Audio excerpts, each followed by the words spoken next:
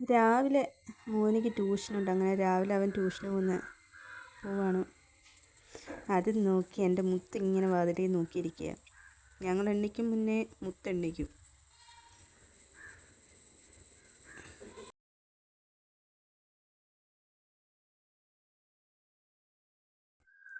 ഞാൻ കയറി വാതിലടച്ചപ്പോൾ അവൾ താനെ കഥ തുറന്ന് കയറുക.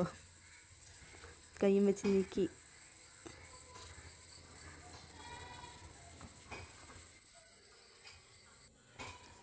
അതിനിടയ്ക്ക് ഞാൻ ഒരു കട്ടൻ ചായയൊക്കെ ഇട്ട് കുടിച്ചു. അത് അങ്ങോട്ട് ശരിയായില്ല, ചായ ഇല്ലാതെ.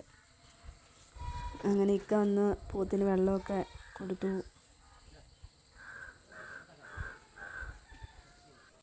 അങ്ങനെ അപ്പൂനെ ഒന്ന് കുളിപ്പിച്ചിട്ടൊക്കെ ഒന്ന് കൊണ്ടുപോയി വയലിൽ കെട്ടാൻ കൊണ്ടുപോകും.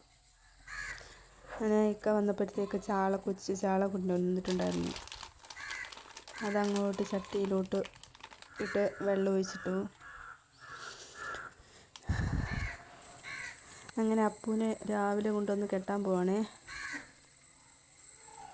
ഇവനെ രാവിലെ ഞാൻ അയച്ചു കെട്ടാൻ അനങ്ങാതെ പാടാണ്. ഇടയായി സമയം ഞാൻ അപേക്ഷയാണ്. നല്ല മഴയുണ്ടായിരുന്നു ഇന്നലെയൊക്കെ. എന്നെ കുത്താനൊക്കെ കണ്ടോ. നല്ല മഴയൊക്കെ പെയ്യുമ്പോൾ നല്ല വെള്ളം വരും ഇവിടെ.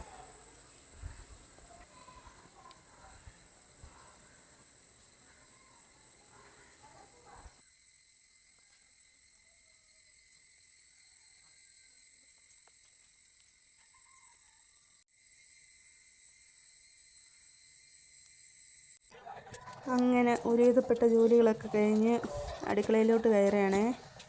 ചീനിയൊക്കെ വേവിച്ച് ഒന്ന് പഴങ്കഞ്ഞി അടിക്കാം എന്ന് വിചാരിച്ചു.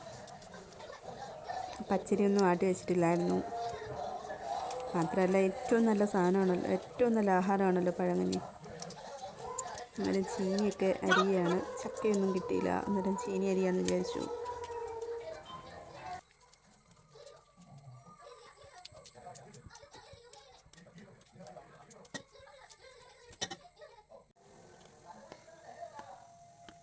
അതിനിടയ്ക്ക് ഞാൻ അത്യാവശ്യം രാവിലെ പഴങ്കഞ്ഞിക്ക് കുടിക്കാൻ വേണ്ടി മാത്രം മീൻ കഴുകിയെടുത്തായിരുന്നു. അതിലേക്ക് മഞ്ഞൾപ്പൊടിയും കുരുമുളക് പൊടി അധികം ചേർത്തിട്ടുണ്ട്. അങ്ങനെ കാശ്മീരി മുളക് പൊടിയും ഉപ്പും വെളിച്ചെണ്ണയും ചേർത്ത് മിക്സ് ചെയ്തെടുത്ത്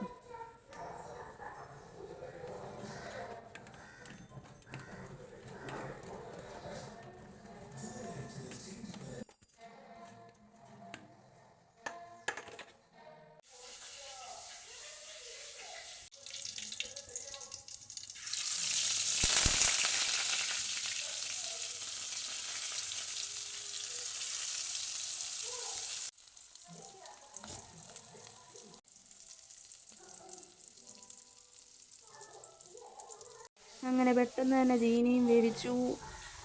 നല്ല വെന്തുടയണം ഇവിടെ ചീനി. അങ്ങനെ ചീനിയും തൈരും പച്ചമുളകും സ്വല്പം ഉപ്പും പിന്നെന്താ അതിലേക്ക് സ്വല്പം മാങ്ങാച്ചാറും ചേർത്ത് അതിൻ്റെ കൂട്ടത്തിൽ നല്ല പൊരിച്ച മീനും കൂടെ ചേർത്ത് അടിപൊളി പഴങ്കഞ്ഞി. അങ്ങനെ പഴങ്കഞ്ഞിയെല്ലാം കുടിച്ചു. പിന്നെ വന്ന് 2 കടച്ചക്കയൊക്കെ അടുത്തിക്കൊണ്ട് വന്നു. അതിനിടയ്ക്ക് മീൻ കഴുകി പെട്ടെന്ന് തന്നെ കറി വെച്ച്, മാങ്ങയൊക്കെ ഇട്ട് ഒരു കറി വെച്ച്, തേങ്ങയൊക്കെ അരച്ച്. അങ്ങനെ കടച്ചക്ക ചെത്തി തോലൊക്കെ കളഞ്ഞ് നമ്മൾ ഇങ്ങനെ ഞുറുക്കി എടുക്കുമല്ലോ, അതുപോലെ ആക്കി പെരുംജീരകവും കടുകും ഒക്കെ ഇട്ട് പൊട്ടിച്ച് ഞാൻ ഗരം മസാല കറി വയ്ക്കുമല്ലോ, അങ്ങനെയാണ്.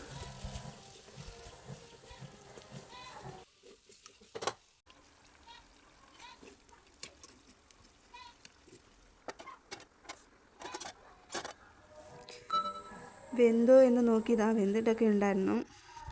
അങ്ങനെ അത് കുറച്ച് നേരം കൂടെ ഇരിക്കട്ടെ എന്ന് വിചാരിച്ചു. അങ്ങനെ ഏതാണ്ട് കടച്ചക്ക റോസ്റ്റൊക്കെ ആക്കി. പിന്നെ വൈകിട്ടത്തേക്ക് ചപ്പാത്തി വറുത്തയാണേ.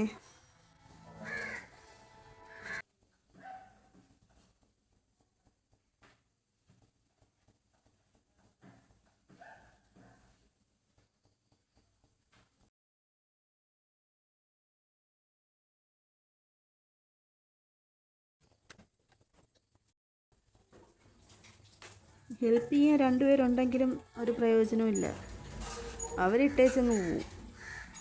പിന്നെ ഞാൻ പെട്ടെന്ന് പരത്തി ചുട്ടെടുത്തേ. ആശീർവാദിൻ്റെ മാവാണ് ഏറ്റവും നല്ലത് എനിക്ക് ചപ്പാത്തി ഉണ്ടാക്കാൻ.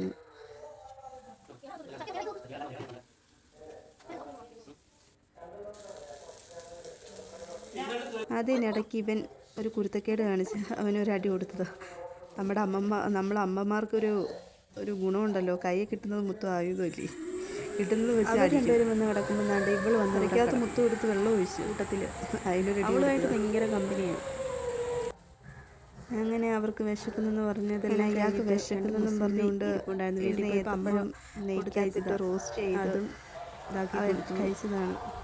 അതിനിടയ്ക്ക് ഇവള് ഉറങ്ങുന്നതാണ്, ഞാൻ അത് വീഡിയോ എടുത്തതാണ്.